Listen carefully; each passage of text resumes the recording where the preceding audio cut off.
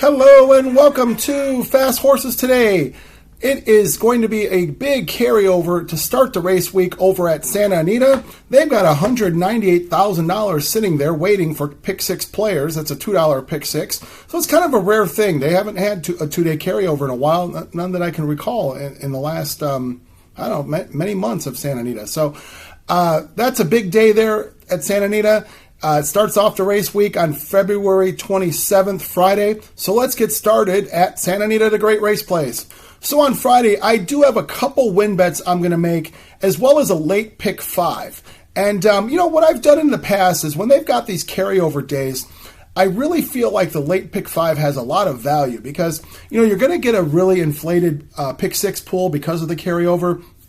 What ends up happening is you end up getting an inflated pool in the late pick five as well, because that starts after the pick six, obviously. So I always like playing that on the carryover days. I feel like the pool gets bigger than it normally would, and it's a nice pool to play into. I did some studying on the pick six. I couldn't narrow it down to make an affordable ticket, so I will go with that pick five. Plus, I do have a couple win bets. So we're going to get started in the first race with a win bet. The first race does start out the day's card. It is at post time 12:30 Pacific time there in the Pacific time zone, and it's 2:30 here in the Central time zone. They're starting out with a 1.125 miles on the grass, and these are $50,000 maiden claimers. These are fillies. These are 3-year-olds. And I've got a horse that I like today.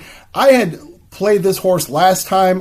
This horse is coming back a week's rest, so I love the short turnaround on this horse, that being the 7 horse, who is Channel Place for Doug O'Neill.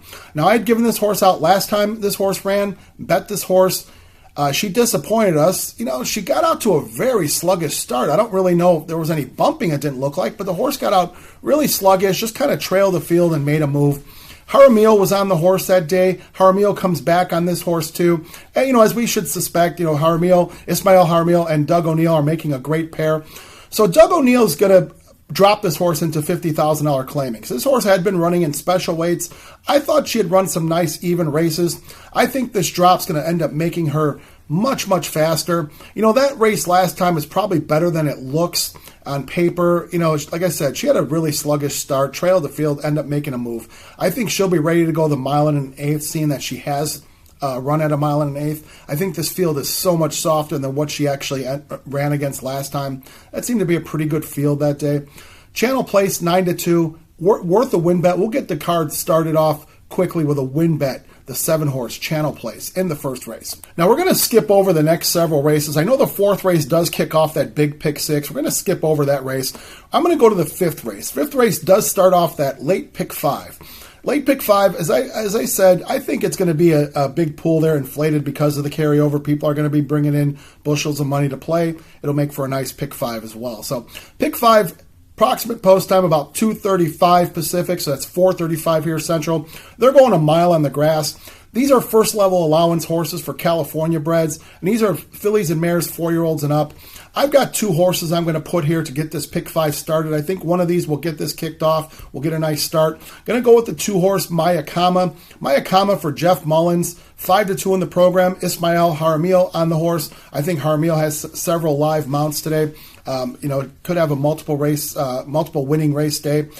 Mayakama, her last several races have been really good, and I think it just really puts her squarely in this race, and I think, probably the horse to beat. She's 5-2, as I mentioned in the program, probably will end up being your favorite. I think with good reason. She shows good speed. Rails are out. As we've seen when rails have been out on the turf course at Santa Anita, speed has been pretty good there. So she certainly shows that. Coming out of the 2 hole, she won't have to work too hard to get to that first turn. As I mentioned, her last few races certainly put her right there. Speed figures are right up there with anyone. I think, she should be tough there. Maybe, last time maybe she needed that race on the turf. I don't know. She had come off a dirt race over at Los Al, back when they ran in December. So I think this time around, she should really make a good account of herself at 5-2. That's the 2-horse Mayakama. Going to put up also the 8-horse, who is Lady Mendelssohn, for Carla Gaines. Carla Gaines puts Antonio Fresu on the horse. Now, I'm simply putting Lady Mendelssohn. I think, maybe being a bit of a price. She's 5-1 in the program. I like Carla Gaines second off the layoff. That's what this horse has the pattern is here. I think the last time she ran on the turf. She ran up against several of these. I just thought it was an even race, and it just really looked like this horse probably needed that run over the track. So I think the second time out after the layoff should really do her some good. She has shown some speed in some of her races, including her turf races. Maybe she'll go to the lead and say, catch me if you can. I mean, we've seen that where horses will get out there and go, and they don't get caught. So I think Lady Mendelssohn, offers up maybe a challenge to the 2-horse. So we'll put both of them in there. We'll put the 2 and the 8 to get the pick 5 started in the 5th race. All right, now let's go over to the 6th race of the day. 6th race is a 5.5 furlong dirt race. They're going, as I 5.5 furlongs on the dirt, is a $10,000 claiming race. And these are horses that are non-winner of 3 in a lifetime. These are fillies and mares, 4-year-olds and up. And, there's what looks to possibly be a big favorite in this race that I'm going to throw out. I'm going to throw out Tiger Fire. I just don't see Tiger Fire today on Friday. 8-5 in the program. If the horse beats me, but I'm going to throw Tiger Fire out of there. I'm going to put 2 horses in here. I think these 2 horses have strong chances in this race. I'm going to put the 1-horse, Coral Gables Kalin, for Isidro Tamayo. Isidro Tamayo legs up Kyle Frey. Frey's been on this horse the last 3 times, including a win at Del Mar for a little better, $25,000 non-winner of 2. I think that's a better race than the $10,000 non-winner of 3. This horse has run some nice races. It's just a matter of in her last 2 races, she's faced much better. I think this dip in class to 10 should certainly make her a big factor. We're going to see. Kyle Frey, definitely a hustling rider. This horse does show speed. Maybe she'll show speed from that 1 hole. She just has to get out of there, get a good position, and not have much pressure on her. So I think, just based on who she's run with, her races that, she has won, I think puts her squarely into this $10,000 non-winner of 3. So I'm going to put her in. That's being the 1 Coral Gables Kalin. And I'm going to put the 4 horses, Minier. Minier comes in for Gary Studi. Now, Gary Studi claimed this horse back in January, claimed him off of Gennaro Vallejo. Now, Gary Studi's been around for a long time in Southern California. Certainly everyone knows the Studi family. Gary Studi doesn't have as many horses as he used to, but, he does show up with some good efforts when, he enters, when he has horses and enters them. So I think Minier is going to be a factor in this race. I do like her last couple races. Back in mid-January, the race she got claimed out of, I thought she might have had a bit of an excuse that 1 hole was maybe not so good for her. She kind of broke out a little, behind everyone and just made a move. She was a favorite that day. I'm going to give her a pass. I think she showed some good run there and should improve there. And I like the way she ran her last race. She ended up taking on a lot better in California allowance horses there. I thought she ran a really nice race there. She got beat by Rizzleberry Rose. Rizzleberry Rose was really ready to go that day. And I thought Menier ended up running a nice race with her. I think these horses are much softer than what she faced last time. She was very competitive there. She'll be very competitive here. Giovanni Franco takes the call. Franco had the call last time. Franco's definitely, won some races, over the years, have connected with Gary Studi. So I think it's a nice connection here at 3-1. We're going to put the 4-horse Menier. Let's move over to the 7th race now. 7th race is a 6-furlong turf race. That's on the flat grass course there. This is a second-level allowance race. So these are second-level allowance horses for 4-year-olds and up. So these are some of your horses that have been running, at this level. Some of these horses have run in that first level. Some of them have actually passed through this level here and are going in for the $80,000 claim, which, there's a few of them in there for that $80,000. So big field signed on here. We've got 10 horses in this race. I think it's pretty wide open. I feel like a price could come into this race. There's a horse that's probably going to be your favorite, that being the 10 horse, who is Son of a Birch, for Robert Falcone.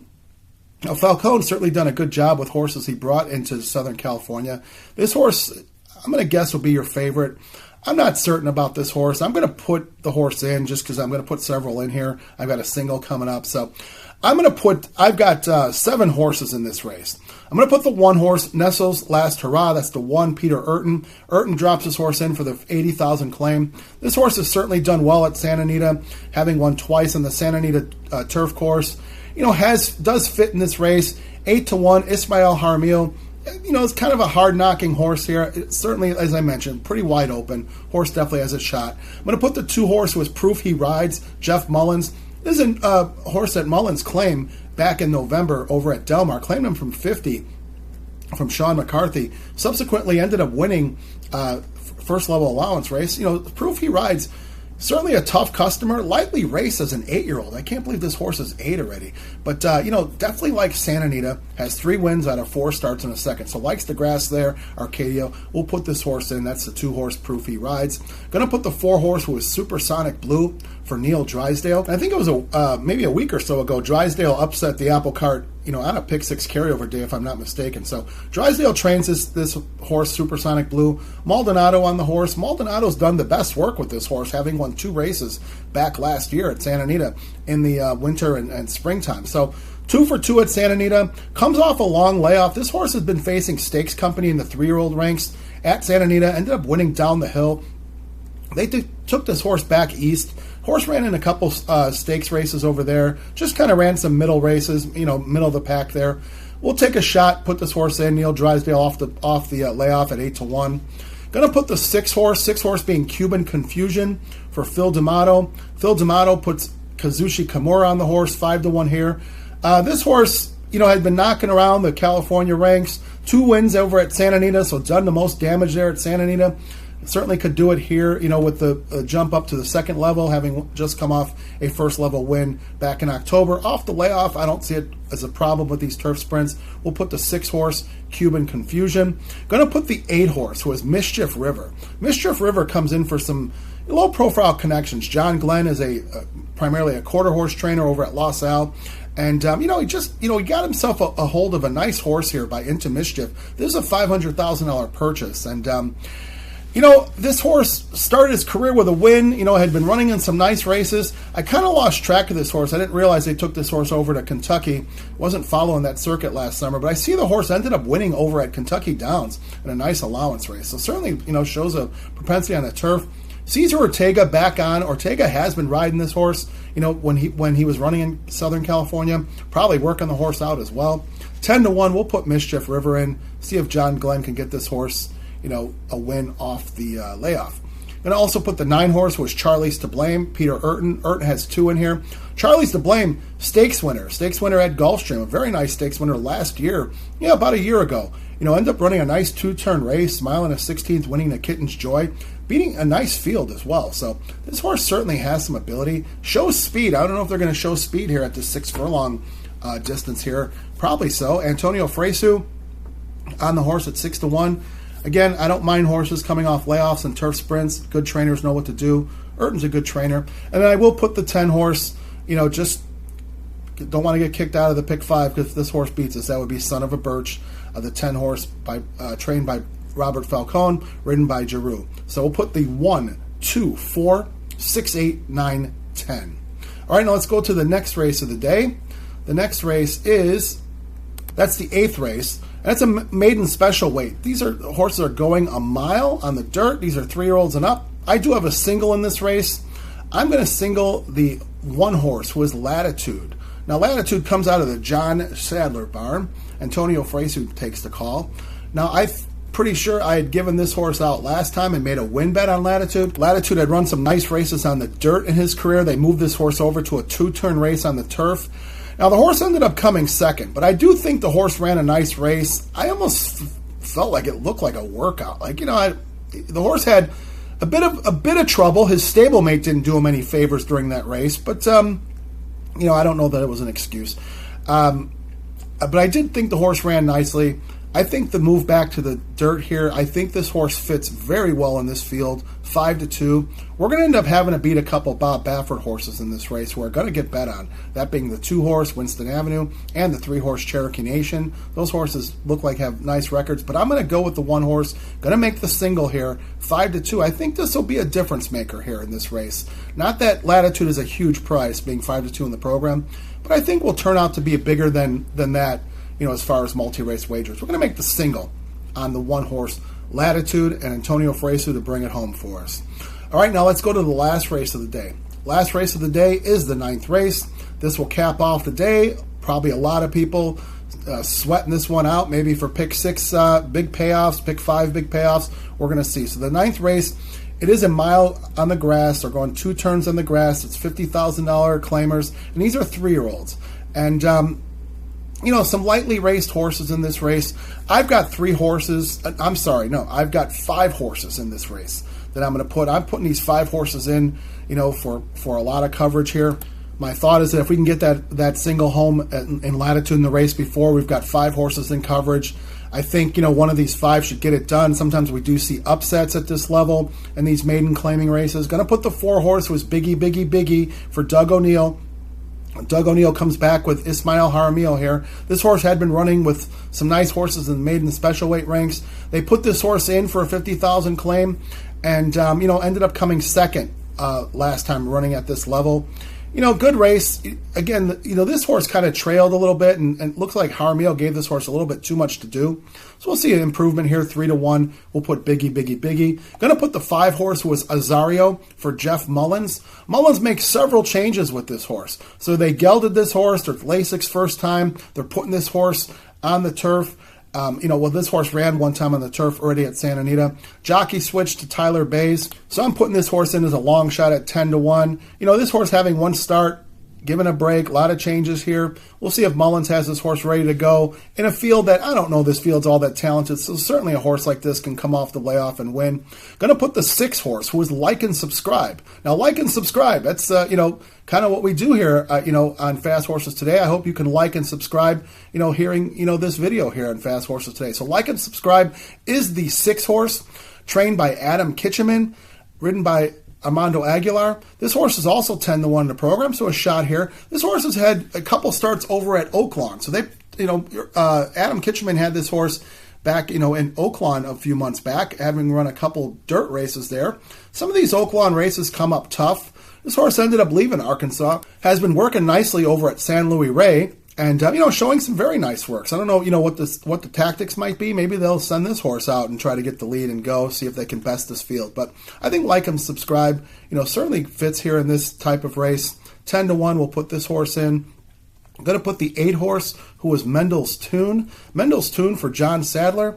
Now, I'm going to be singling Sadler in the race before with Fresu, so we'll come back and put these guys both in again. They're pairing up with Mendel's Tune.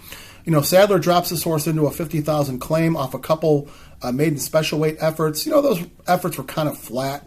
But, maybe this drop into 50 makes this horse faster. They're taking blinkers off, gelding this horse, and putting Fresu. So a lot of changes here. Maybe those changes, can put this horse in the winner's circle. 8-1, we'll take a shot here. And then finally going to put the 10-horse. 10-horse was Keegman.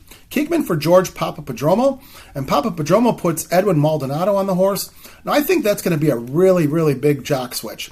Last time this horse rode, it was William Pyle on the horse. Now, Pyle had a few races. I don't know if he's still riding in California, but, I don't know that Pyle was doing all that well there in Southern California. I think the switch to Maldonado is going to be really a good switch there. I think Maldonado will fit this horse really nicely. This horse definitely shows forward position.